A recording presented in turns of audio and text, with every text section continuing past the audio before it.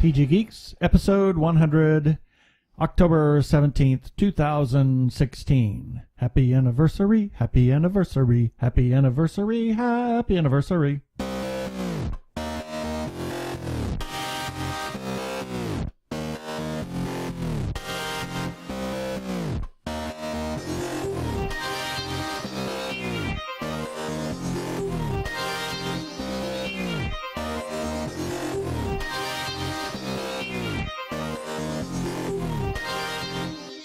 Hello and welcome to another webcast from TGGeeks.com, where Ben and Keith, the Two Gay Geeks, talk about all aspects of geekdom and nerdery. Sci-fi, comics, film, horror genre, you name it, we talk about it. I'm Keith Lane and we're coming to you from TG Squared Studios in lovely Phoenix, Arizona. And I'm Ben Raggington, also coming to you from It's Our Party and We'll Geek If We Want To, Phoenix, Arizona. Yeah, we are pretty geeky. TG Geeks. Gweeks. I'm trying to think now, what would Gweeks be a combination of? I don't know. It's just... I'm really working on that one. Tongue-tiedness. Well, we have kind of a special episode for you today. We're going to just launch into a little interview with a close friend of ours. So here we go.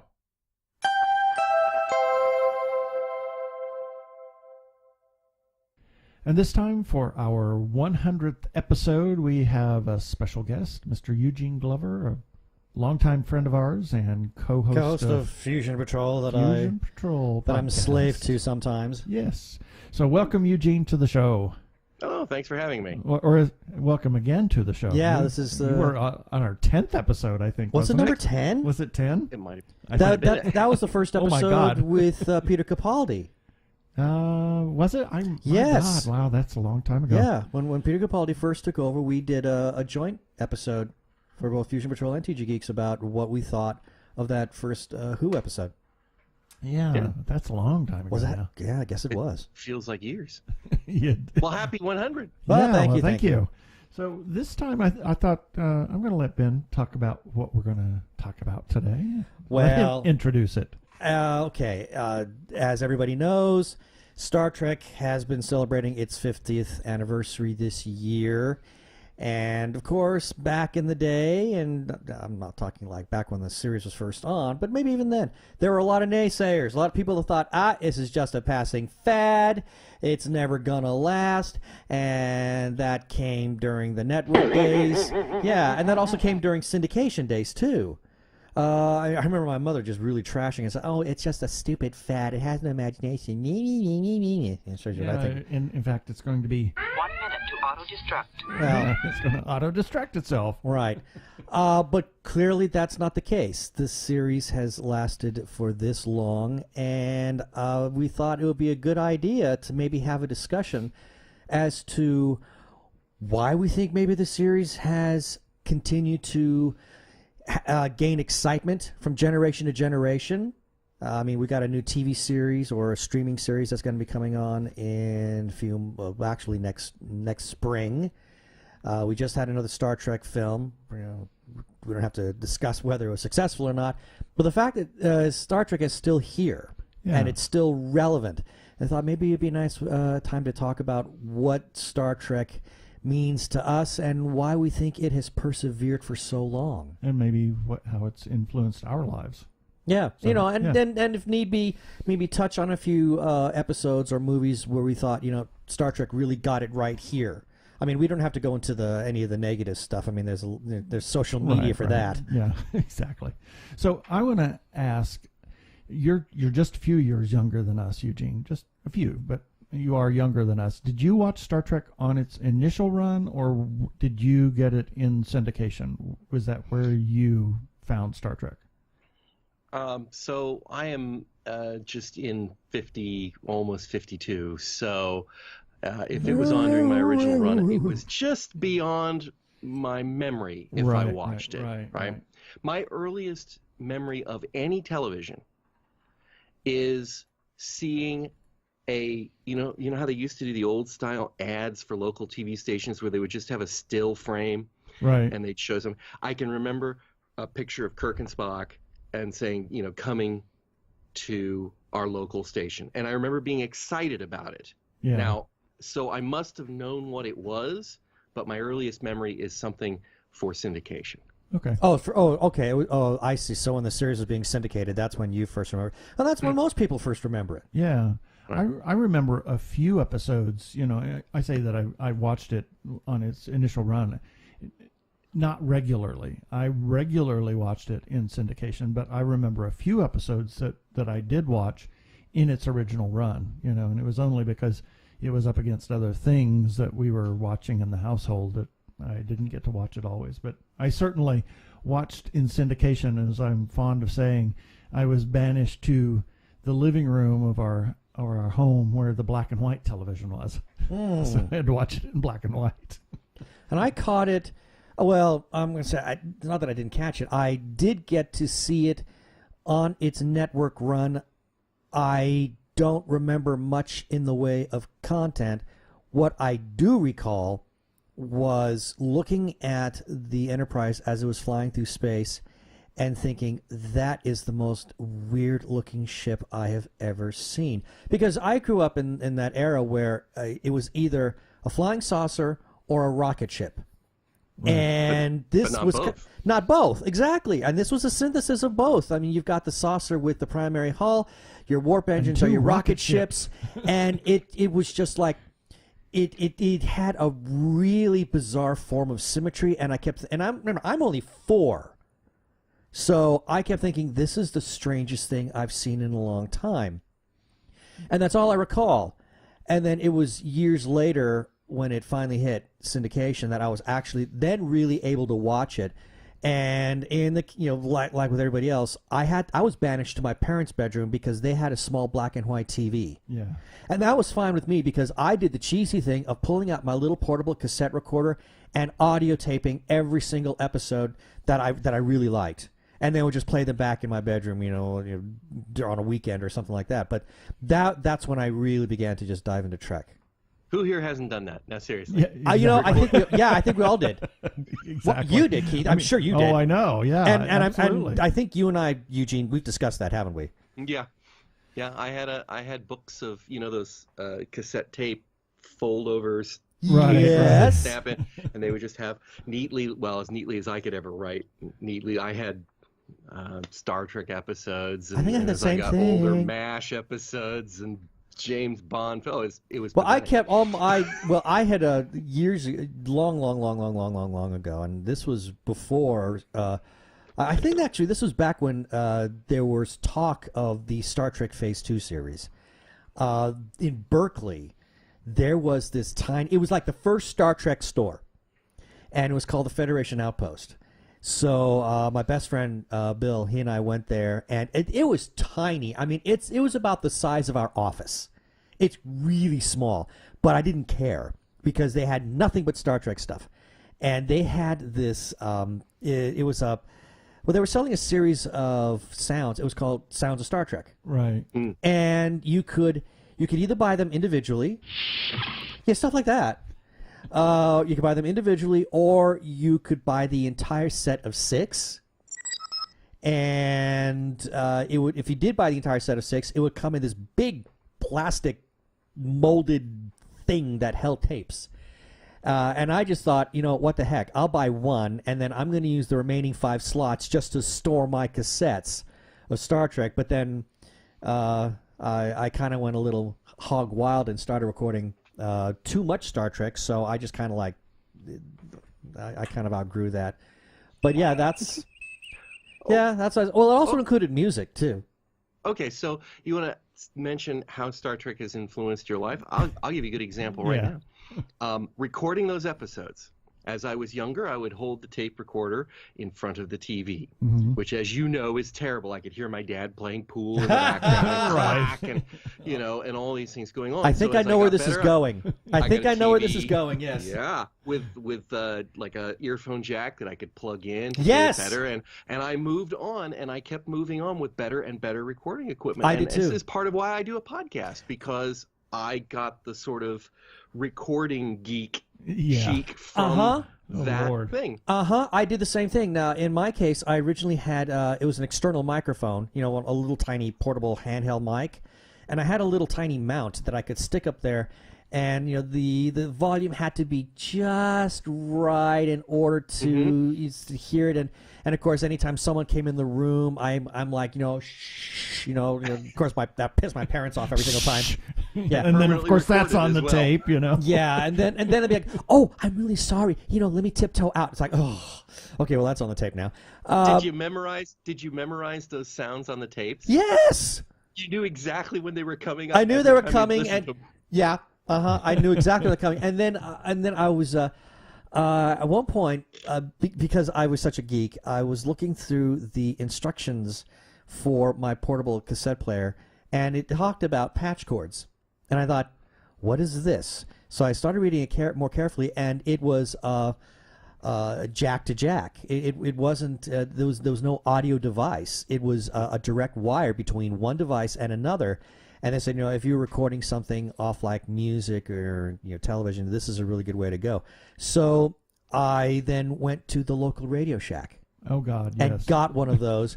And the only trick was then I had to make sure I had the volume really perfect. So I did a lot of experimentation. And I think I actually even did a little etching on the TV, on the dial for the volume. It was a really small thing, and my parents wouldn't, they weren't going to notice. But I put that little notch there so I knew exactly this is the perfect setting to record these things.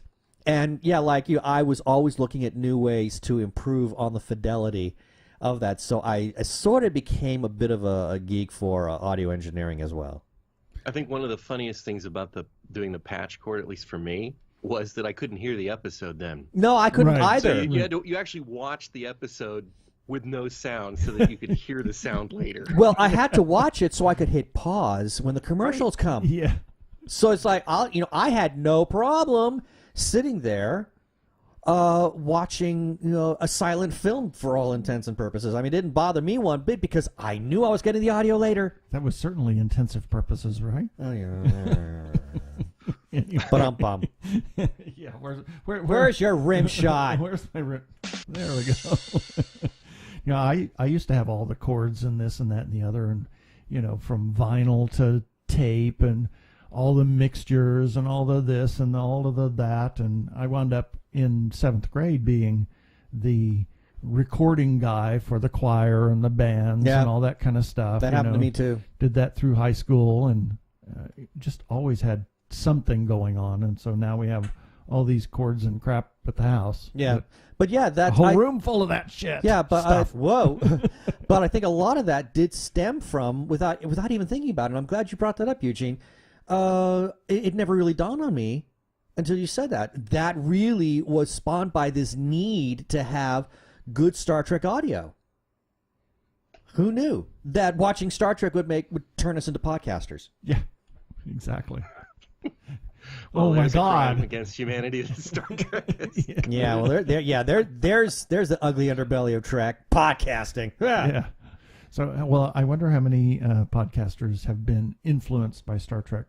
If you really A lot. digged back into Oh, that. I would dare say a lot. Clearly, based on just simply the number of. I mean, when you. Clearly, there's a lot of podcasts out there now that are very, socially or topically oriented. But if you look at, I think some of the earliest days of podcasting, they were really about a lot of kind of geeky, nerdy stuff, and Star Trek podcasts are everywhere. So, with that, it apparently influences our lives and has changed our lives. What would you say is how did it influence your life, Eugene? What? I have taken from Star Trek the major thing, and I didn't even realize it probably at the time. I've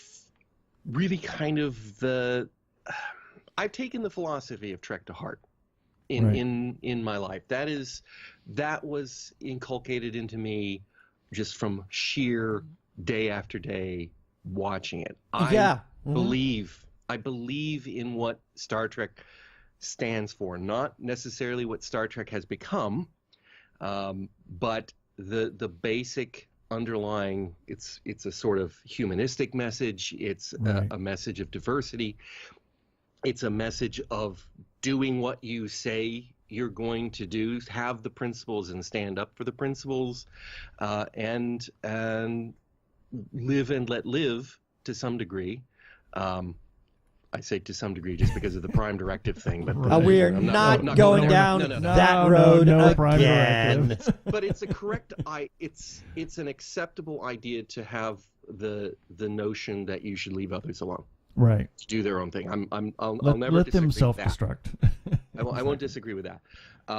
So, yeah, I mean, I looked up to Kirk as the ideal of how you could be, what a thinking, intelligent leader could be. I empathized, or I kind of felt with Spock, the weird, smart outsider that nobody really truly understands. Mm-hmm. Right. But that's who you empathize with.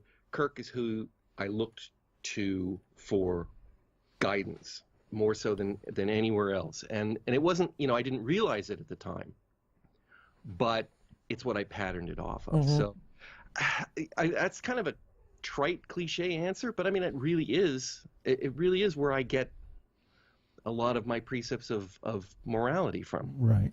You're not the only one. I wouldn't call it trite cliche, even though a lot of people have said that. There's nothing trite or cliche about it. No, I think it's very really, significant. It was Gene strove for a utopian society, even though his life was not utopian by any means. Anything but. And it's always, it's what we are looking for and striving for, whether we achieve that or not. It does influence and inform our lives. Yeah, there's I have a really, really good anniversary edition of the soundtrack for Star Trek: The Motion Picture, and there's a whole bunch of audio recordings of Gene giving speeches at schools, universities, Star Trek cons, where he's talking about how we're a lot smarter as a race than our leaders are willing to give us credit for, and that he would say things like,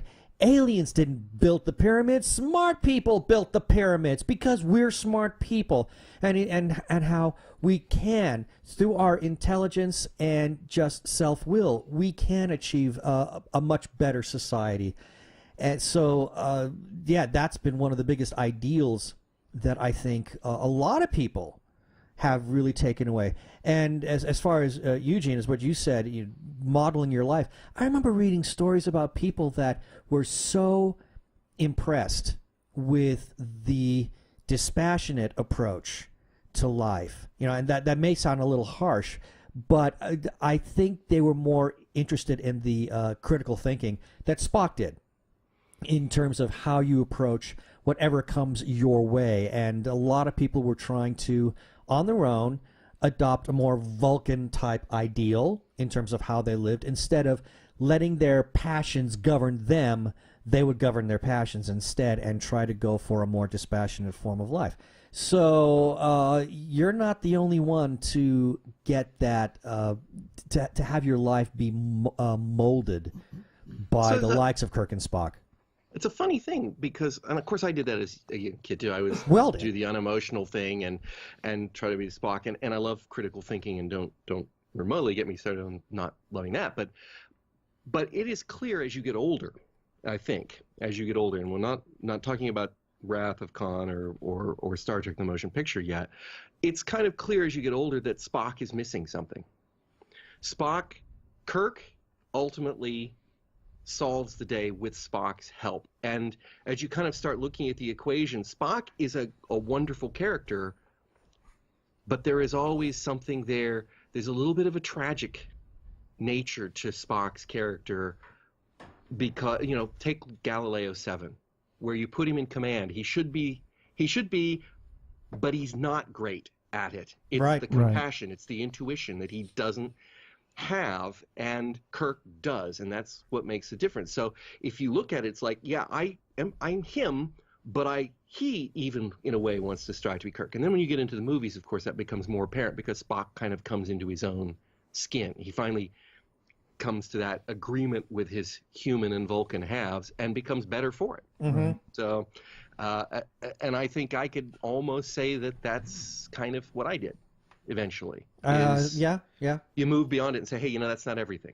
Well, I think a lot of people, I would dare say in my case, it wasn't just realizing the same lesson that Spock does in the motion picture and then carries over to Wrath of Khan, which I will be the first to stand up and say that's probably one of the greatest defining moments in Spock's his journey, his story arc as a character.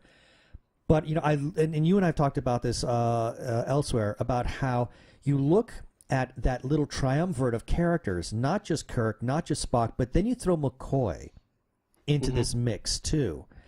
And I think you and I have both said that if you take those three characters, you really and mold them together, now you've got a very strong, self-realized, totally well-rounded personality.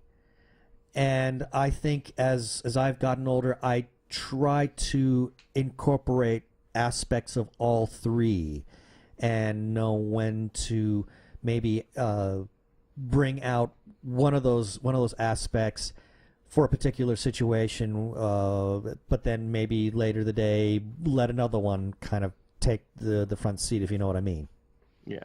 I wouldn't want to denigrate McCoy because he's also an awesome character, but like Spock, you wouldn't put him in a command situation. No, because he's the complete opposite of Spock, and then you got your Kirk, who sort of serves as your balance to that, and he's the equation by which you can take these two elements that would just not work together at all, then bring Kirk in, and he's that element that allows I was going to make a Reese's peanut butter cup joke, but it's not quite working for me. Let's go with moderation. Yeah, moderation. That's a good one. Yeah. But the thing is, McCoy was always screaming about the cowboy diplomacy. He would be the one that would be the most hot-headed of the bunch. Was he really screaming? I mean, Picard's the one who called it that. Well, but I think McCoy did say that a couple of times. Well, I don't think he may have intimated. He may have intimated. I don't recall. I mean, no, I don't think he actually ever said that. But he might have made reference to some bad moves that Kirk was making. So, in one aspect, he could also serve as Kirk's conscience, I suppose. Yeah. Oh yeah, Omega Glory. I think we can give an example. If we have to. Sorry, not Omega Glory. Private Little War. Yes. Yeah. Now we are in agreement. Absolutely, I would agree with that one completely. Yes.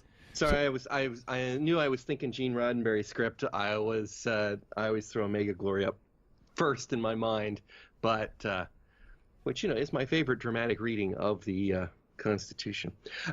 Yes, the Eplamnista. I can never quote that. Actually, can any one of us? I can't quote the Pledge of Allegiance as said in that episode. Oh, good God! I plegum allegum, and then I can't get any further. Is that it? Really? Yeah, I'm impressed. I plegum. Yeah, allegiance is messed up, and then goes beyond that. Beyond, like, yeah. Okay. Yeah. Yeah. Okay. There you go. You and I have had that discussion. We don't need to go any further about that because we've already said what we thought about that. So I have a question. Were you a science fiction fan before Star Trek, or did that lead you down the road of more science fiction? Or since I have no memory of anything television prior to Star Trek, I guess I have.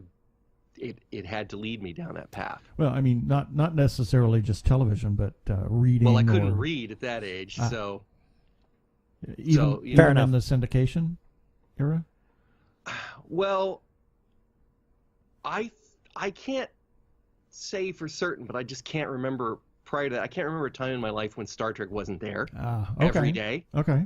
Well, So no, but I always watched everything science fiction-y, but you guys said you were banished to the bedroom. I was banished to the black and white TV for everything else. Yeah. Star Trek happened to be on after school, and I could come home and turn it on and watch it, even as far back as first grade. Oh wow! And Batman, and of course, Yeah, that's science fiction. weekends were when you got stuff like Lost in Space and science fiction theater and maybe Time Tunnel or some of the other shows, and those I always got banished to the black and white TV for. Yeah. And they were always better. I mean, Time Tunnel was great in color. I mean, wasn't that Irwin Allen? Irwin Allen, yep. First color. Yes, color. No, Voyage to the Bottom of the Sea. Was it? Okay. Because that started as a black and white. Yeah. But it went color, and I don't know if it overlapped with Time Tunnel or Land of the Giants. Yeah. I don't know, and I have all those DVDs, but I don't. I know the Lost in Space was Irwin's last one, but that was also a split. Right. It was black and white, and then Black and white to color. Yeah. Right. Time Tunnel was all color. Yes. Land of the Giants was all color. Yes, Right. it was. Yes, they yeah, were. but Land of the Giants wasn't that late. That was one of the I last. think that's the latest of the bunch. I had heard it was Yeah. Lost in Space. It has No. a sort of more modern Yeah. look to it. Oh yeah. Yeah. The hairstyles are a little bigger. A little bigger. So Well, like if you look at Time Tunnel, you've got two characters. One has definitely got the 50s hair, and one's got the 60s hair right. style. Right. So they're kind of in transition there. But no. So when I started reading, then yes, I went for science fiction Cool. because it's space. Exactly. Everything in space. Lost Oh, in yeah, you actually are correct. Land of the Giants was 68. Lost in Space started in 65. So why did I know Voyage that? is older than that, I think. Oh, it is, yeah. Yeah, it's older Yeah. than that. Wow. We watched all of those. I don't know why Star Trek kind of, well, I guess. Quality. Quality. Well, no. Well, right about that time, my parents got divorced, so it was like right as it was beginning to start airing. I mean, I did watch Lost in Space, and it was on. But, this goes back to something that I've said a gazillion times before. I watched it because I was starving for science fiction. Now, to answer your question, Keith, did Star Trek influence my love for sci-fi? Wow. Man, I got to really think long and hard about that. I think I have to say yes, it did. Because that was the first... I didn't watch Lost in Space in the beginning. Yeah, we did. I Wise didn't. man. But the only reason I saw Star Trek is because it followed Laugh-In initially, and we watched that as a family. So I remember being on after that, and Lost in Space. Just that was we just didn't turn to the CBS network to watch that. Not to mention the fact I have no idea when that was on anyway. Yeah.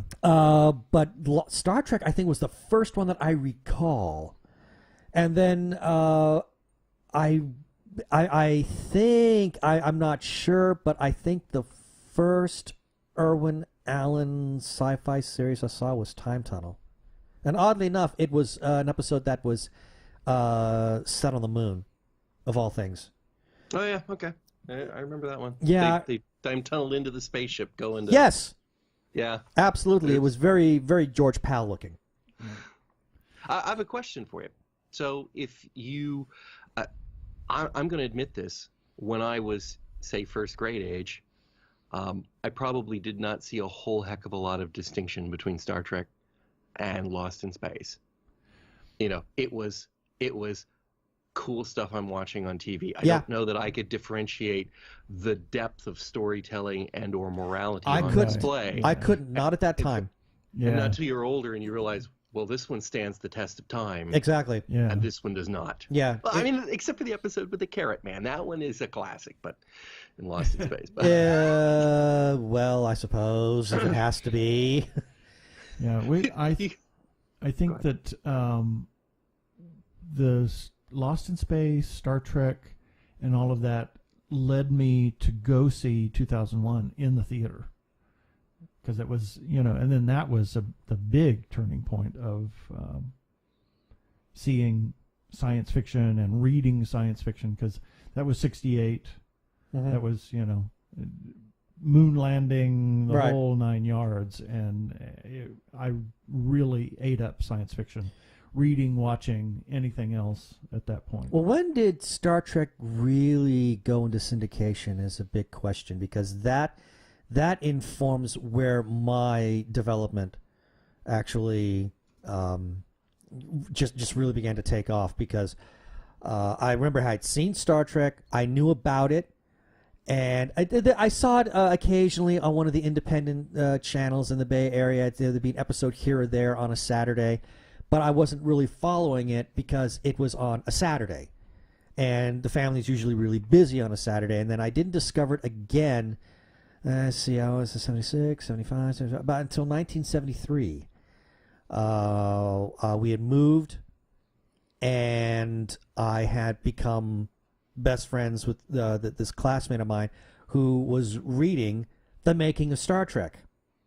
And we started, I remember mentioning, oh yeah, I like that show. And then we started talking about Trek all the time, which then I found it was syndicated daily.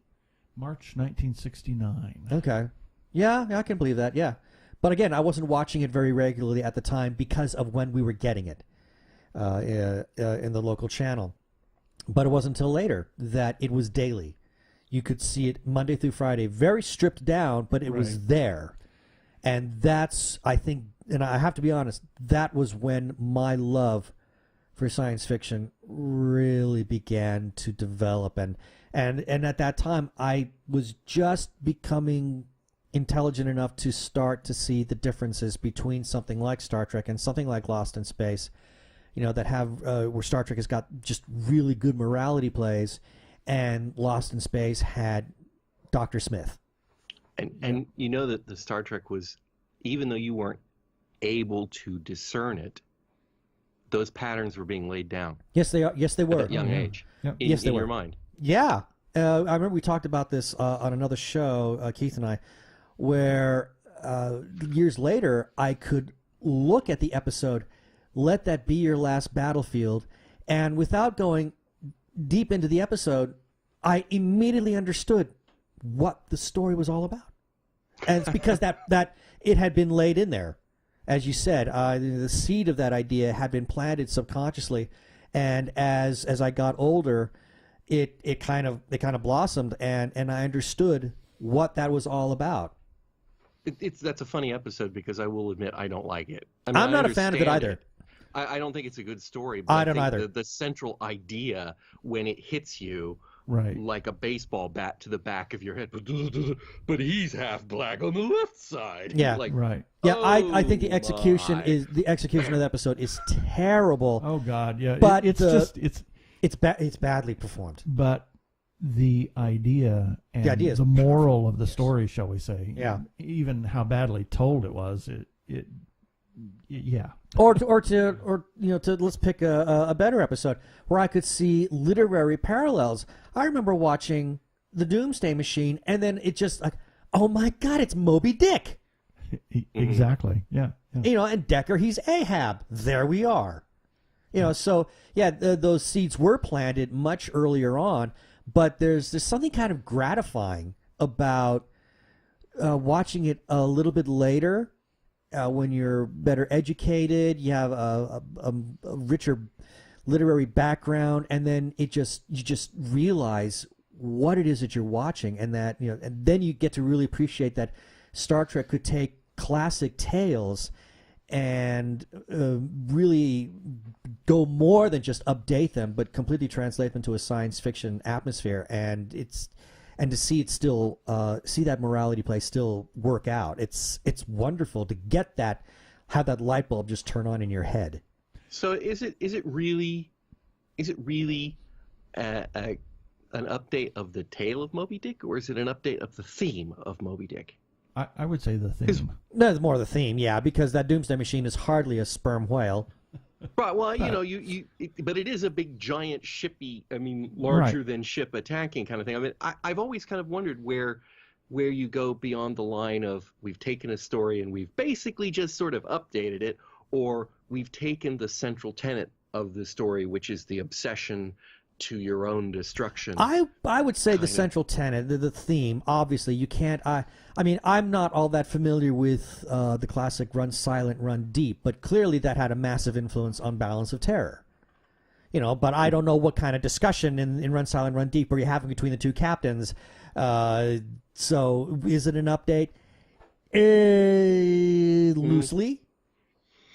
But the concept is still clearly there. Because, you know, when somebody, because sometimes you'll hear that. You'll hear somebody say, well, that's just Run Silent, Run Deep. They just remade it. It's like, well, wait a minute. One is theft, in a way, and one is inspiration. Exploring themes common to the human experience, Right. in a different context. And you can do both. I'm not picking on it, but there are only so many themes in the human experience. We're going to come back to them over and over again, and there's some worth picking up and that are more Star Trek-y than other themes. Those belong in Deep Space Nine. And So that was going to be my next question: is of which of these Star Trek incarnations is your favorite? Obviously, I know, but for our listening audience. It's Star Trek. It is definitely the original Star series. Trek. The original series. I'm not even going to call it the original series. It's the one called Star Trek. Yeah, the original series. The original series. But I do I quite like Next Generation. Yeah. There's a period of time in Next Generation after the first year, which was quite really a poor man's copy. In the beginning, yes, it series. was. Yeah, it was. Yeah, well, they redid a bunch of episodes. When it became a soap opera. Right. But there's a middle period in there. Yes. Where they were kind of finding their feet, where it's as good as Star Trek as Star Trek. So I would agree. And I love a lot of the characters. Don't get me wrong. Captain Picard is an awesome replacement, if you will, for Kirk. It's a different character, but it's still, very, very worthy of emulating. Mm-hmm. Right. Well, I think that it says something about the original series when the very first thing that Sci-Fi Channel ran was the entire original series. That was the first couple of days. That's all they ran. I'll take your word for it, series. because I didn't get Sci-Fi Channel back then, so I have no idea what they were running. I just happened to be over at somebody's house who had subscribed to it, or was had subscribed to cable, and we were over there, and it was like one episode after another, after another. I remember hearing that. I remember reading about it in Starlog, about this channel that was completely dedicated to science fiction. And I remember being terribly excited about that, because I thought, we needed something like that. And I seem to remember that one of the things that they got was Star Trek. But then I remember years later, they were airing the updated episodes, where they kind of retooled some of the visuals because they thought they were maybe a bit cheesy. Yeah. And they redid the audio. They cleaned up the audio, because especially some of the music tracks, because they were just really just falling apart. Not replaced them, but just cleaned them up so that they were a better quality. And I remember you and I were just watching those every night. Right. And enjoying them enormously. And I have no idea where I was going with any of this. Yeah. Can I throw one thing out? Sure. Because we got three old white guys on the conversation. And I probably mentioned this somewhere else before, but I was at a camp once, and I was sitting at a table with a couple of young women, and so let's put them in their early 20s, who are working as counselors for us, and both of whom are amazing people. One's studying for a bioscience degree, and the other is working towards getting on the Mars program. Wow. At U of A. They're both amazing young ladies, and I don't mean that young ladies to be patronizing. I mean that as I'm an old guy looking back on them. And we were having a discussion about Star Trek and how it influenced them. And they had been hugely influenced by Star Trek in their choice of careers and their stuff. Voyager. Wow. Star Trek Voyager, because of Captain Janeway. Wow. And B'Elanna, and even later Seven of Nine. Strong female characters, they had that opportunity in their watching the show. So, let's not discount, the other captains Oh, and the other absolutely facets not. of Star Trek that we put here. I mean, we're the right age for original Star Trek. They were the right age for Voyager. It never occurred to me, and I'm sorry to say that, it never occurred to me, because I always kind of think of Voyagers is kind of in the Star Trek light. I appreciate what they were trying to do, but I was kind of like, not hugely impressed by it. But I did not get that, which is far more important than my enjoyment of the story. Oh, It's absolutely. inspiring Yeah. equality, if it's inspiring more in sciences and more, then Star Trek is awesome at that level too. Well, I think So- you also got that with Deep Space Nine with Cisco. I mean, now we have a man of color who is the commander and then later captain of this very, very important outpost. At least in terms of Star Trek canon, it's a position of incredible notoriety, and now you have a man of color who is in charge of that. And, I would dare say that was far too late in coming. I mean, I think all three of us would agree with that. But then you can go back a little bit further to like Uhura. Right. Here you've got another, and we finally realized later on in the series she is a pretty strong character. We do get that. We realize that she's pretty strong. But now you've got this person of color who is an officer on the bridge. And Nichelle Nichols has got that famous story about how after the first year, she wanted to quit. She's like, all I'm doing is hailing frequencies open. And she, perchance, had a conversation with Dr. Martin Luther King. And she told him that she was going to be quitting the show. And he said, don't. You can't. You have to stay because you have done something which can never be taken back. You are a woman of color. I mean, that's a double whammy when you think of the 60s. Oh, yeah. I mean, A woman of color on television. On television, in on a a person bridge. of power, in a place of power. she's a lieutenant. I mean, she's an officer. And I Wow. only get that from context, knowing history now, because growing up, to me, that was perfectly normal. Yeah. It would never occur to me as a child that there was no place for black people Exactly. at the table, Yeah. or there were no place for women or Right. Asians, or even maybe badly haircutted Russians. Right. But Exactly. No, you're absolutely right, because growing up, and I also have to thank my parents for this. I mean, they instilled in me that value of total equality.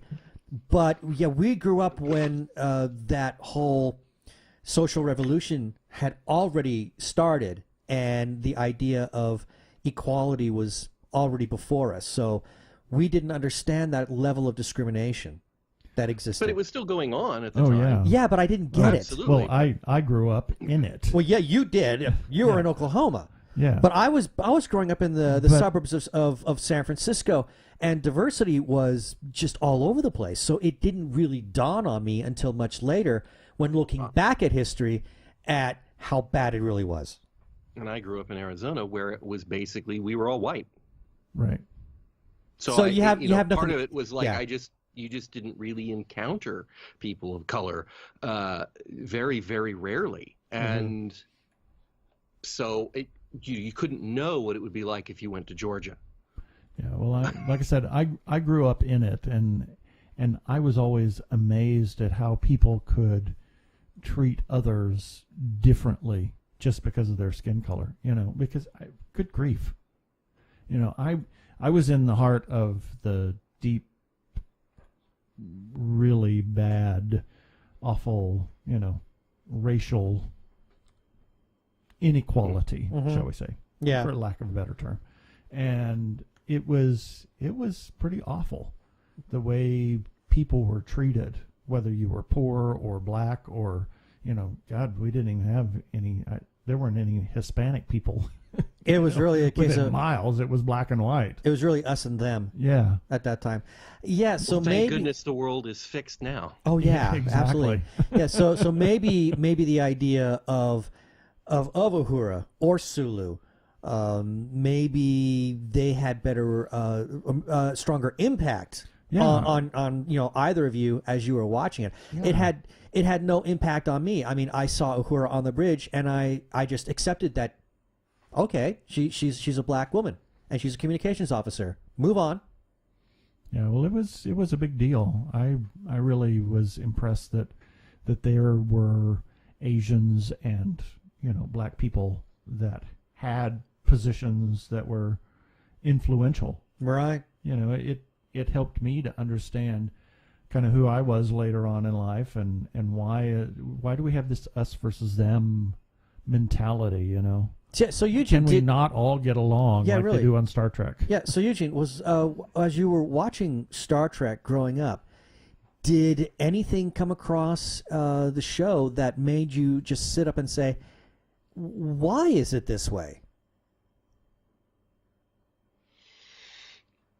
No, I think the thing that Star Trek did to me was it painted the world the way I thought it was. So I thought Star Trek was the way the world was supposed to be. And so, like I said, I didn't see anything odd about Uhura or Sulu on the bridge either, because they just were on the bridge. And so, you go to school and it just happens that everybody at school is white, and so you don't see discrimination. So you don't actually see it. So it was just normal. It was so what would make me sit up and notice is as I got older, and then in the real world, I started to see things were wrong with the way things were. So as you get older and you start watching the news and you realize that these discriminations, that this is weird. You hear a story about Martin Luther King telling her, no, you need to stay on the show. And you go, oh, yeah, see, that never occurred to me. Because that's the natural state of the universe, and the real world is not the natural state of the universe. Right. So would you say that your name was Pollyanna? Well, no. Yeah, maybe. No. Okay, but I will. This is the perfect opportunity for my silly story about how Star Trek influenced my life, because, as they say, Star Trek to me was the normal. Right. So therefore, it's what you strive for. When I was, I grew up from really small to the point where you go through adolescence, you start shaving, and you move out into the world, and you do all these things. I went to college, and then I ran out of money, and I started working in construction because I didn't have any money, and I needed to eat. And I'd probably been doing that for a year. And one day we were sitting there, and I had a very weird crew of electricians that we worked with. Kind of an odd collective. One guy had a degree in marine biology. If you live in the desert, don't get a degree in marine biology. You're going to end up as an electrician. But I forgot what but a couple of guys were actually quite, not what you would expect as an electrician. They were actually quite educated or intelligent, as in my case, I suppose. And somehow we got into a discussion, and one of the guys said to me, well, yeah, look at you with your pointy Star Trek sideburns. Ooh. And I like, what do you mean? And he says, you cut your sideburns like with a super sharp point, like Kirk and Spock. I'm like, I do? And I look around at everyone else sitting there having food, and everyone's got straight sideburns or no sideburns. And I'm like, I did not realize that. From the time I started shaving my sideburns like Kirk's and Spock's in the point, because that's the normal way the world is. Scotty's are like that. Everybody's were like that. Wow. In Star Trek. They even did it some in Next Generation. That was one of those weird things that Gene Roddenberry had. Men must have shaved chests, because Kirk's chest was always shaved. Right. And sideburns were cut pointy to indicate that this was some futuristic hairstyle. Never realized it. It's just when I started having to shave, I had to pick a direction, and that's what was imposed in my mind. And I don't look at people's sideburns. Never looked at them all that time. And I admit, I was kind of embarrassed, and I shaved them off. At that point, I'm like, I cannot believe I've been wearing that on my face for years. You've been wearing Star Trek on your face. And people knew that. Other people knew that. That was the part that really got me. But yes, so Star Trek has influenced my hair. Fascinating. Did not see that one coming. It broadsided me. Yeah. I was just like, what? Yeah. I got just Doesn't one. everyone? Yeah, I just got one last question that I want to quickly throw out, and then we can wrap this up. And that is, now that we've got the 50th pretty much almost behind us, where would we like to see Star Trek go? I would love to see Star Trek Discovery be in the spirit of the original series. I would love to see that be morality plays. I would love to see that be, this is what the world should be. This is how we should be striving to be, and not necessarily that reflection of, because I really don't like the whole Starfleet is corrupt, the Federation is corrupt. Oh, I hate that. Our heroes are kind of the micro-compartmentalized exceptions to that rule. Yeah. I don't say that they're necessarily aren't supposed to be the best of the best on the fleet ships, but they strive.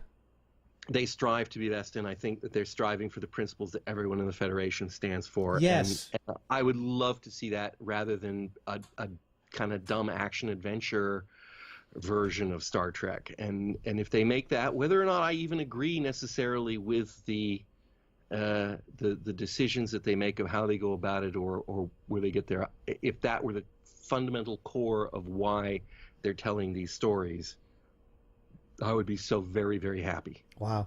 Keith? Yeah, I think that's, to go back to the original series, and as you said, the morality plays and to develop the characters. I think, and I would hope that they would do something similar to what they've done in the Netflix series or the Marvel Netflix series, is have this kind of overarching or this arc to the season.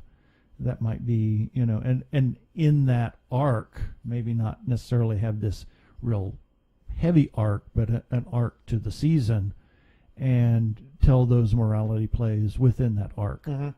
Yeah, I'm kind of the same thought. We do know from Brian Fuller that there is going to be a big season type arc, but I would like to see, at the same time, I really want to see those standalones where we can really touch on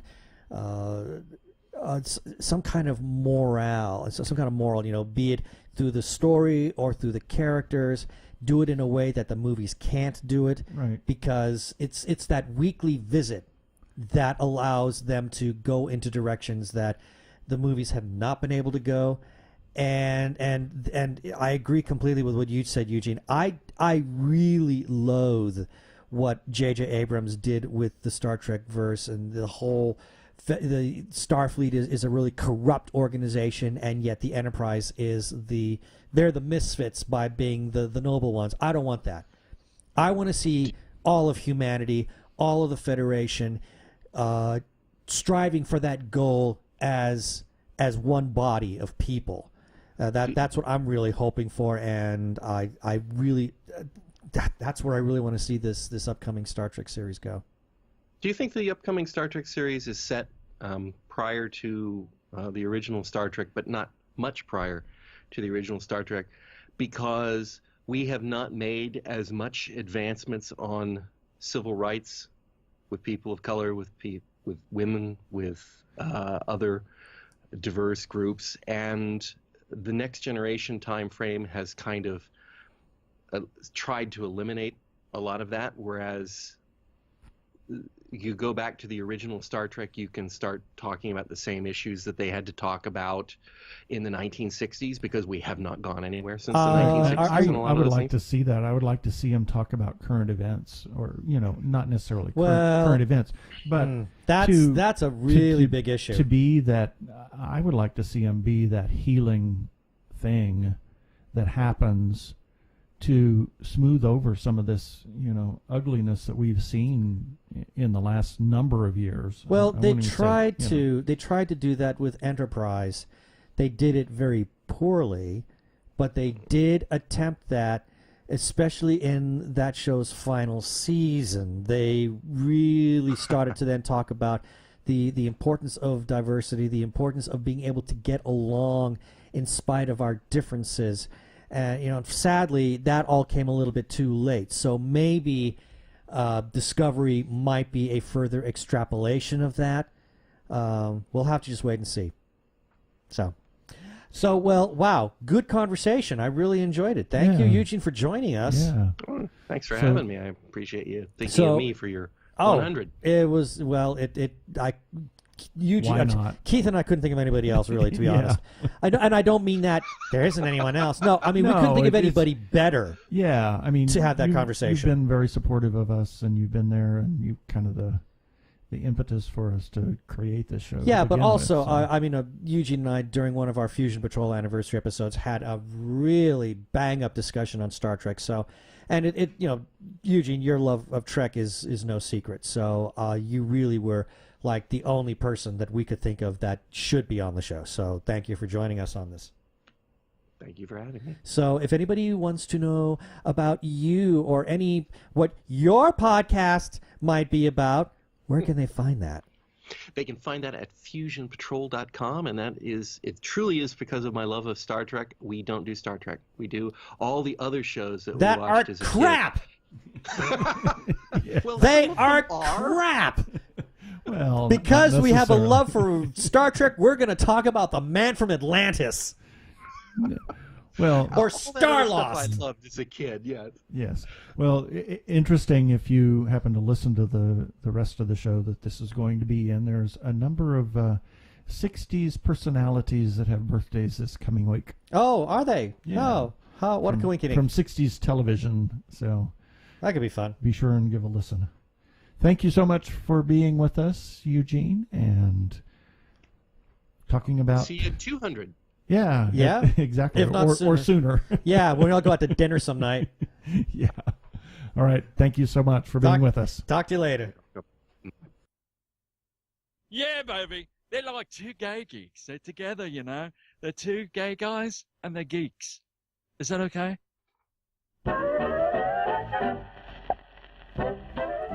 And here's a few selected birthdays for October 17th through October 23rd, 2016. October 17th, Mark Gatiss.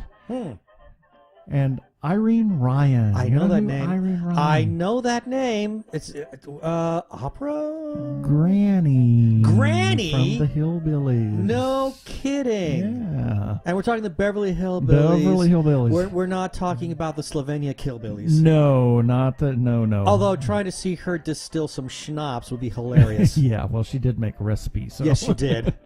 Anyway, also on October 17th, Gary Puckett of Gary Puckett and the Union Gap. Okay, I know that I name. remember walking down on East Side Boulevard, Muskogee, Oklahoma in the 60s, probably 67, and seeing the poster on a telephone pole with my cousin and my sister, obviously, cousins and sister, and it was for Gary Puckett and the Union Gap at the Wow. Muskogee State Fair. Oh, okay, that's going back. Yeah, way back.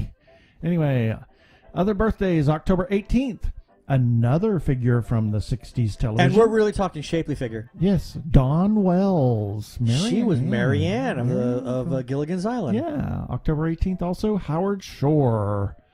October 19th, Michael Gambon, Divine, John Favreau, and another throwback to the 60s, Peter Max. Wow, let's all Yes. break out the tie-dye and the black lights and just kind of space out. Exactly. Also, October 19th, Tor Johnson. Oh, my word. Plan 9 from outer space. Exactly. October 20th, Viggo Mortensen and Good heavens. Bela Bela Lugosi. Lugosi. Another Plan 9. Wow. Yeah. I think we commented on that last year. Did we? The two I think we did following each probably, other, yeah. Also on October 20th, composer Charles Ives, American composer Charles Yes. Ives. October 21st, Carrie Fisher and Sir George Solti. October 22nd, Annette Funicello, one of the Another original throwback. Musketeers. Musketeers. Yes, a Musketeer. Musketeers. October 22nd also is Christopher Lloyd, Derek Jacobi, Jeff Goldblum, and Franz Liszt. Yes, I put Franz Liszt on here because your mother always says when her hair gets long, she looks like Franz Liszt, yeah. Yeah. October 23rd, Weird Al Yankovic and Ang Lee. And just for our friend Russ Kazmierczak, Johnny Carson. Yeah. Also, and on October 23rd, Michael Crichton. And noted sci-fi writer. Yeah. Interesting how now his, the series Westworld has started to really take off and has caught viewers by storm. They're loving that show, and I'm hoping we that are. we're enjoying it a great deal, lot. and hopefully this will serve as a good legacy for Michael Crichton. And that's it for the birthdays this time.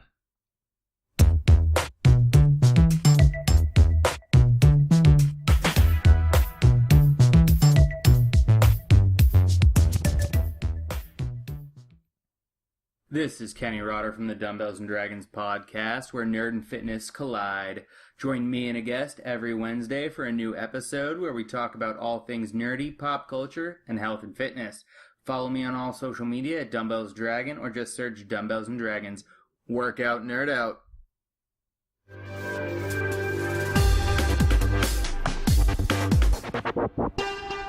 Go give a listen to our friend Kenny over at Dumbbells and Dragons podcast. And now it is time for the music.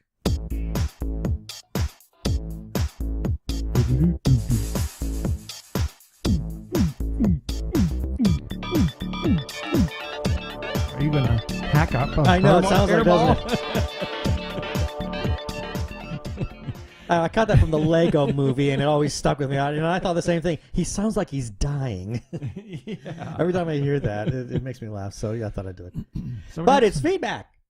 Feedback time. Feedback time. palooza. And, not quite so much, but we do have some good feedback here. And I got a couple things from our last episode, number 99. First up, from our guest from last week's episode, Stephen Manley. Phenomenal interview. Can't wait to get him back on the show at some point.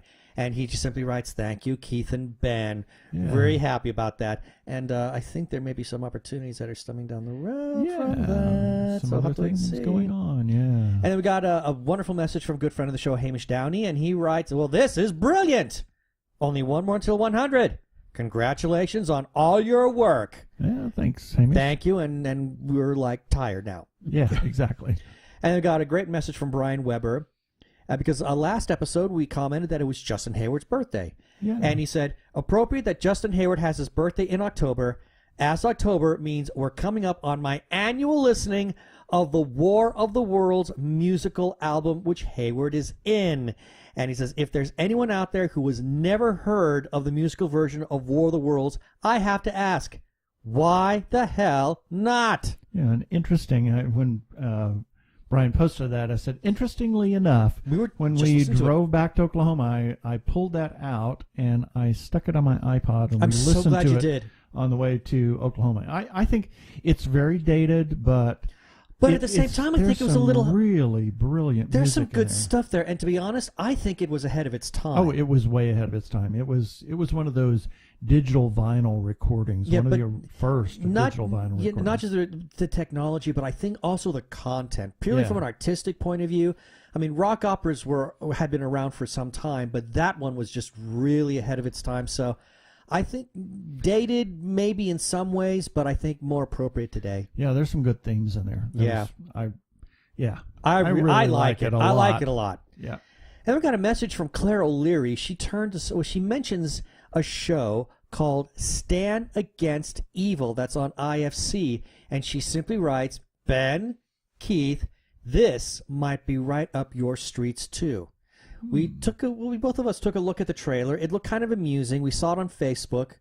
We'll have a link for that, at least for the Facebook page, and let's see if we can find a more appropriate link for it that anybody can go to that's not on Facebook. But it looked kind of interesting. It starred one of the older actors from the series Scrubs, who always plays these very sarcastic kind of roles, and it looked kind of fun. So I think we'll check that one out. And in the same kind of vein, we got a message from good personal friend Lenore Swislow. Yeah. And I've known her longer than I've known you. Yes, oddly enough. And I've known her daughter Audra longer than I've known you. So that's really, really strange. Real meta there. Yeah. And Lenore says, "Have you watched the new series called Berlin Station? Let me know what you think, please. I think it is a new series on a channel called Epix, and it is a new series on Epix. It's a very espionage type show. We'll have the link for that show on the website in the show notes, and I believe it looks like you can stream it off of their website. Oh, cool. So it's not Epix on the Apple TV or anything. It might be. We have to look for that. It might be available through some of the streaming services. We'll have to take a look, but at the very least, we could pull it up on the iPad and stream it to the TV if we needed to. Yeah. But it stars Richard Armitage, who we saw as Thorin Oakenshield in the Hobbit films. Yeah. And it's a spy story set in Berlin, and apparently a lot of things just simply go wrong. Lenore really likes it. She's trying to turn us on to it. I think we should check it out. Yeah, I think we should. And that's our feedback. Lenore. Hey, and if you have a comment, do you want to tell us something you like about the show or you dislike about the show or something you just think we should watch or be interested in? Let us know. We want to know what you think about our show and what you think about everything. Yeah. So, we're always open to lots of stuff. So you can comment on our articles on tggeeks.com. You can comment on our Facebook page at different articles and webcasts, etc. You can also comment on our YouTube episodes. And if you really want to get in the thick of things, you can call our listener feedback line at what is the number?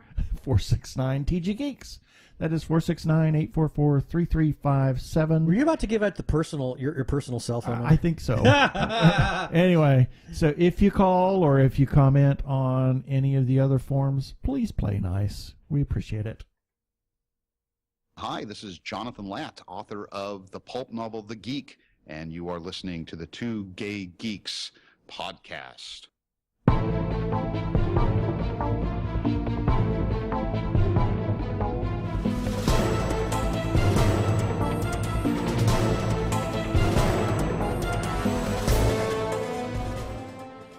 How appropriate that we should get that little bumper on Jonathan Latt, since we're going to be seeing him next weekend. Yeah, we're going to spend some time with him at Phoenix Comic-Con Fan Fest. We're not going to do the show with him next week. Really hoping we can get him in and just do the entire show with us. Do the entire show. That would be great fun. Here are the comments on the comments and the comments on the birthdays and all that kind of neat stuff. Chime in on some of the news items. And because Jonathan is just a great guy. He's a great person to converse with. So, speaking of conversation, we're going to have one right now on several shows. Well, Keith and I finally finished Luke Cage. Oh, my Lord. Wow. And interesting thing, we were talking about this the other night, that somebody had said that they wanted to get into Luke Cage. They'd watched one episode and really couldn't get into it, and asked a bunch of people on Facebook what they thought of it, why should he watch it, yada, yada, yada, this and that and the other. And we all kind of chimed in, and I said, we were talking about the different characters and the character arcs and all of this stuff, and how, Cottonmouth or Cornell Stokes kind of became this tragic villain, and, that it was kind of a Luke Cage origin story. And then somebody chimed in and said, even more so than about Luke Cage's origin story and several of the other characters, but it was also the origin story of Black Mariah. Yeah. So I can see that. I can see that, because by the end of that series, it appears that she's finally come into her place of power. I mean, you look at some of the other villains that we've had in past Netflix shows. I mean, like you had Wilson Fisk. Well, all of them have been kind of origin stories about the villains as well as but Mariah's is different because she has not come to a sticky end. In fact, she has finally come into the power that makes her such a menace. So she's going to be a sticky end eventually. She will. Yeah, she might. You look at Kingpin. He's in jail. Jessica Jones, the man in purple, whose name I cannot recall anymore, played by David Tennant. He's dead. Yep. So Mariah's is different. Yes. No. And Diamondback, Willis. He's hospitalized in jail. He's pretty much done for. So that now leaves Mariah. Mariah along with Shades. Yeah, he's an interesting character. He's a very interesting character. So fascinating. I want to quickly. We're not the only ones to say this. I mean, we were talking to Chuck and Craig from Technorama last week, and they kind of said the same thing, that they really like Shades. Let's be honest. The guy, he's not a nice guy. No. Why do we like Shades so much? Why is he likable? Yeah. I mean, and he did something really reprehensible in the last episode. Yeah, besides being a great actor, yes. What is it about his character? Why are we liking the character so much? So I'm not entirely sure, but because, like I said, comments. Yes, please. You know, if anybody's 469 TG Geeks. If you got any ideas as to why Shades is such a powerful character, let us know. I'm kind of stumped on this one because, as I said, in the last episode, he does something that's just really, utterly despicable to save his own hide as well as Mariah's. So the man is no saint, and yet we kind of root for him, and I don't know why. Yeah. He's not an anti-hero. The guy's a villain, but wow, why do we like him? He's an anti-villain. He's an anti-villain. I gotta think about that definition. Think about that. Yeah. You might be onto something there. And now, of course, there have been a number of shows that have also returned. Let's hit some of the CW shows. Arrow. Okay. This is a bit of a throwback to Series 1. We've only seen only 2 episodes so far. Yeah. What has been your take on that? Arrow's Arrow for me. Arrow's Arrow? I mean, you know, I watch it because I'm watching it. We watch it. I don't. It's interesting. I mean, there's some interesting stuff. I always enjoy the episodes after I watch them. It's not. If I were left to my own devices, I probably wouldn't watch it just because it just. I don't know. The storytelling is odd for me. I like it, but it's. Have you? I mean, granted, we've only had 2 episodes. Half of one, 6 dozen of another with me, whether I watch it or don't. Yeah, we've had 2 episodes so far. Have you noticed any change in the storytelling from past seasons, especially last year? Well, obviously it's better. I mean, last year couldn't get much worse. Last year was pretty bad. So, I think it's a little bit better. Ollie's kind of, I won't say softening, but I think he's kind of becoming more real, shall we say, at least in this last episode. It's like, hello, can you, slap him around the head a little bit. Yeah, I would say, agree. Hey, what the hell is going on? Why don't you be a real person, Yeah, and despite the fact that there are some very serious things that happen there, I've noticed that the tone seems to be just a tiny bit lighter. Yeah. Yeah, because I remember when it was pretty dark. I mean, it was very, very dark, which was one thing, especially when we had the whole League of Assassins. So yeah, it was pretty dark then, and then Flash comes along. Yep. And literally just blows the ratings. Oh my! Off of the CW in terms of its popularity, and then I remember reading the showrunners thinking, okay, Arrow's ratings gone down, Flash's ratings are way up through the roof. Maybe we need to lighten the tone a little bit. And then what do? They go dark. Damien dark. Yeah.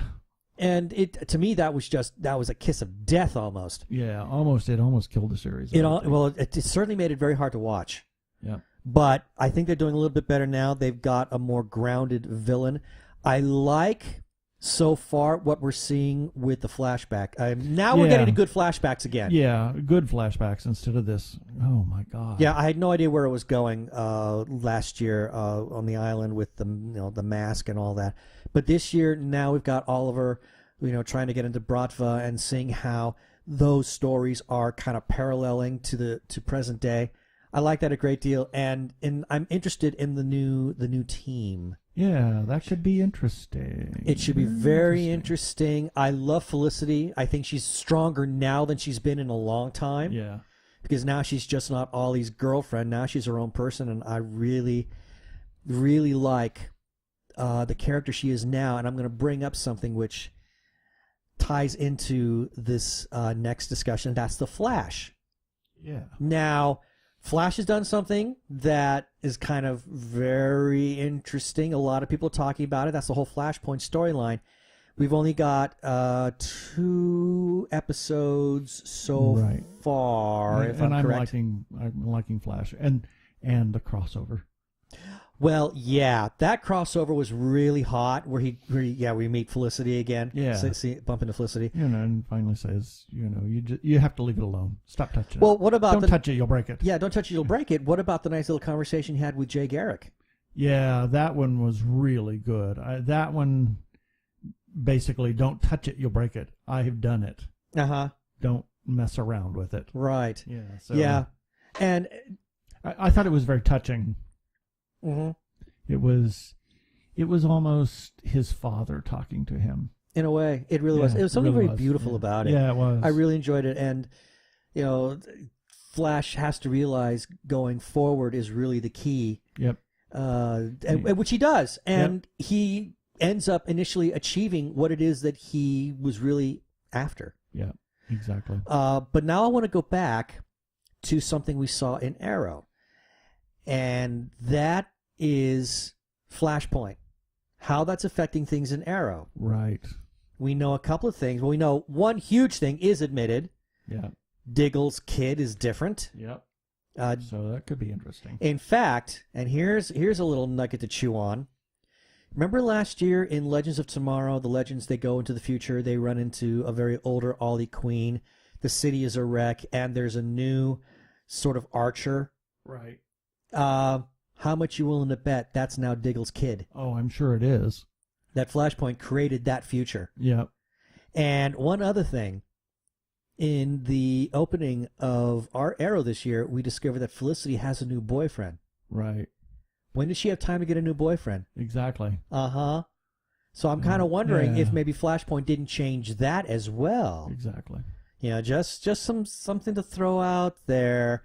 So let's kind of think about that. I think they've given everything, and then when we talk about Legends of Tomorrow, they're all about time travel and messing things up too. So there's a lot of stuff going on here. A lot of weird stuff going on with Legends of Tomorrow. Yeah, but I think they're giving all the series new life. Yeah. Through all of this. Legends, we've heard that they're kind of immune to the whole Flashpoint kind of thing, but still, look at who's being introduced in Legends of Tomorrow. I mean, Ollie's in there. Yeah, there's just a lot of crossover between all of the series here. And this has only just begun. Now, there's one series I forgot to mention, and I'm really ashamed that I didn't bring it up on this. Supergirl. Oh, yeah. Now, of course, the big talk. What do we think of the new Superman? Interesting. Very interesting. I think as a Superman, he's a little bit too Boy Scouty, but I love his Clark Kent. Yes, he is a great Clark Kent. Oh, his Clark Kent is phenomenal. I mean, I was a little worried. I shouldn't say that. I was kind of curious as to where the series was going to go now that production has literally moved to Vancouver.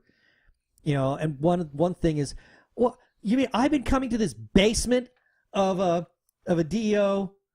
Yeah, cave, and now you've had this. We've had several downtown, and of course my big joke is, well, yeah, because now you're living in Vancouver, exactly, instead of Los Angeles, where you can go out to Vasquez Rocks or wherever. Exactly. So I'm very much enjoying Supergirl. I think this series is going to really.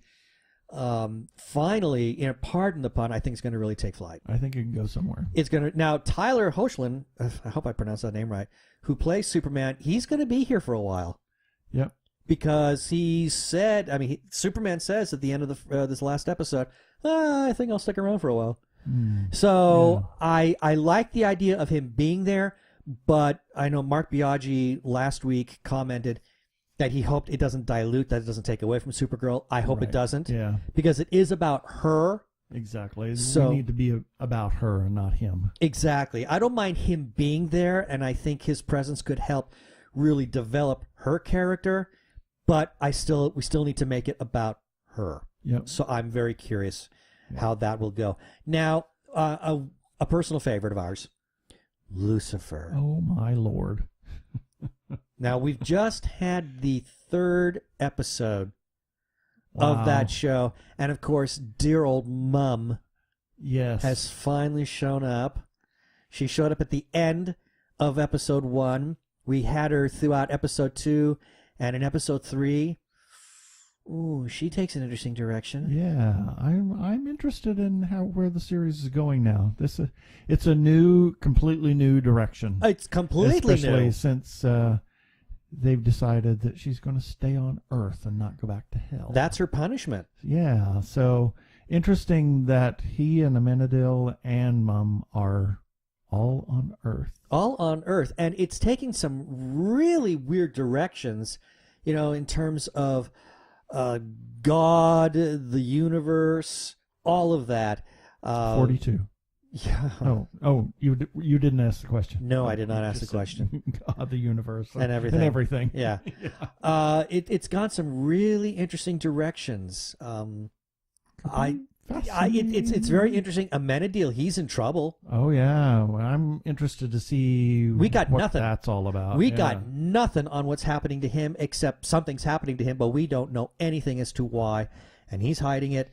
I think this is fascinating. I wish we could mainline all of this season, because I'm just chomping at the bit to see where this is all headed. Exactly. But we're really loving that. One show we have not got. Oh, Sherlock. That's come back. Oh yeah. I think that's interesting too, the way it's kind of shaping up. Yeah, I'm enjoying that enormously. We have not watched Sleepy Hollow. We never finished last year. Did we not? No. Oh, I guess we didn't. No, there were like 3 episodes of Sleepy Hollow, the last 2 or 3 that we did not watch, and therefore we have not picked up this year because we know what happened in the last episode. Yeah, and then we never finished Gotham. No. After the season break from last year. Yeah, and then because a lot of those stories were just and not resonating. And we haven't gotten to Agents of S.H.I.E.L.D. It's just been too busy. Been way too busy. Hopefully we can attack that maybe next week. Yeah, we'll see. Because we got those in the queue, but we just haven't had a chance to watch them yet. So there's some other shows we've yet to talk about. We'll be talking about those in the future. Yeah, so with that, we always have our follow-up items. We got a calendar for birthdays, film festivals, cons, etc. Let us know if it's something that should be on the calendar, and we'll announce it and talk about it.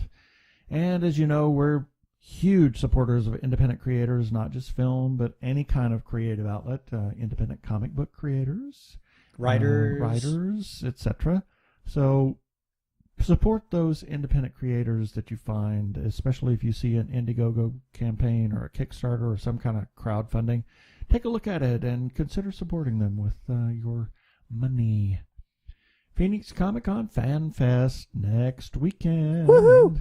We'll be downtown at the Phoenix Convention Center. We'll be staying at the Hyatt, and we'll be doing our show, maybe a couple of little shows and interviews from our hospitality suite room studio-ish thing that we're going to have going. We'll definitely talk to Jonathan next week, and there'll be some occupant-related stuff going on there as yes, well that we will definitely be talking about. We're doing a panel where they're going to finish the comic book tie-in right on site and turn that over.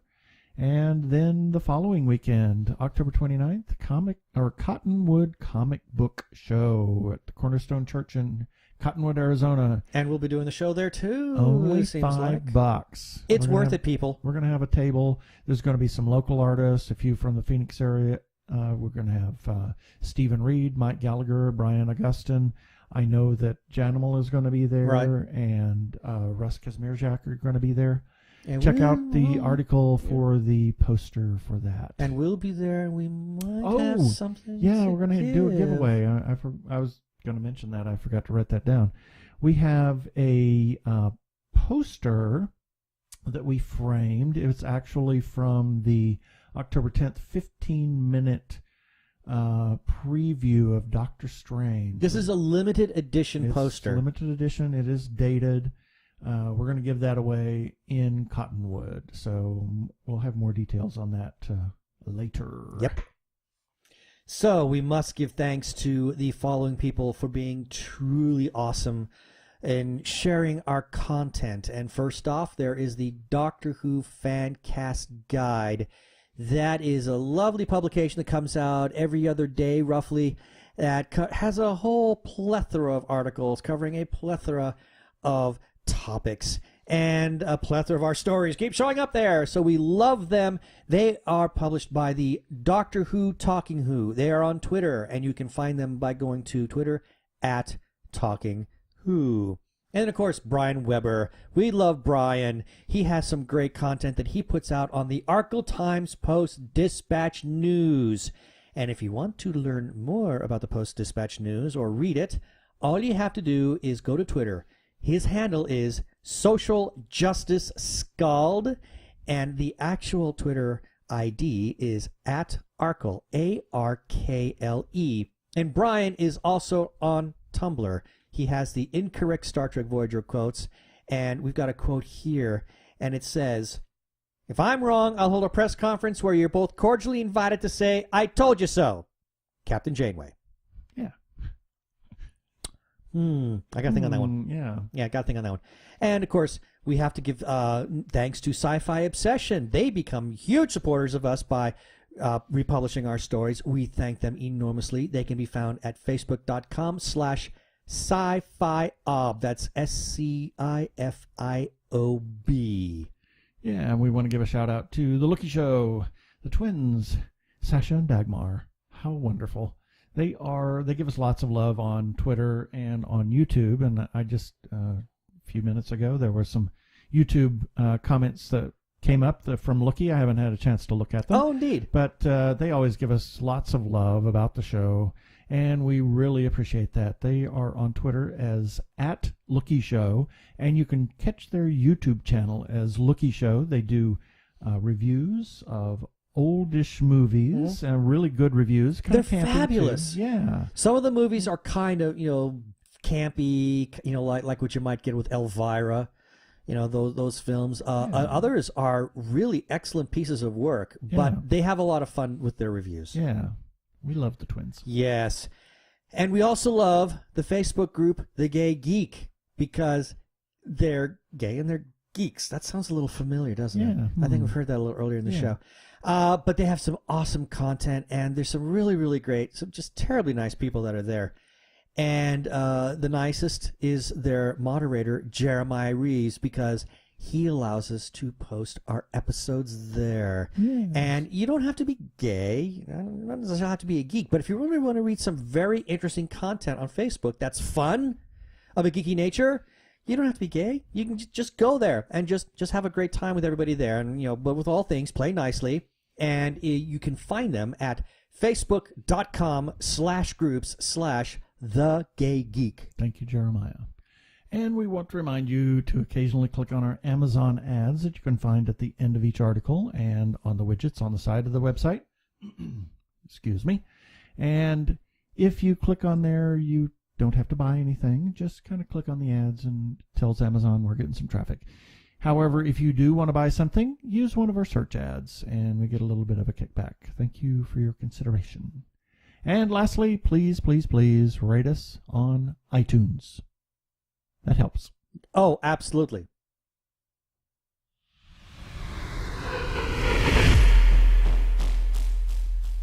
Up next time, I think we're going to have Jonathan Latt for episode 101. Most likely. Record that at maybe 101. I don't know. We might release some interim episodes.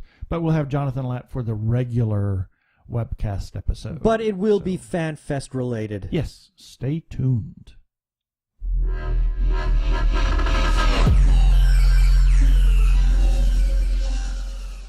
Okay, that should do it for this episode of TG Geeks Webcast. Be sure to check out the article for the webcast episode. We will have several links on the page and posters and yada yada about what we've talked about. That's not on the script. I don't see yada yada there. Yeah. And remember, you can comment on our Facebook page or our website, tggeeks.com. You can leave us a voicemail at 469-TG-GEEKS. That is 469-844-3357. Thank you for listening. I'm Keith Lang. I bid you peace. Cheers.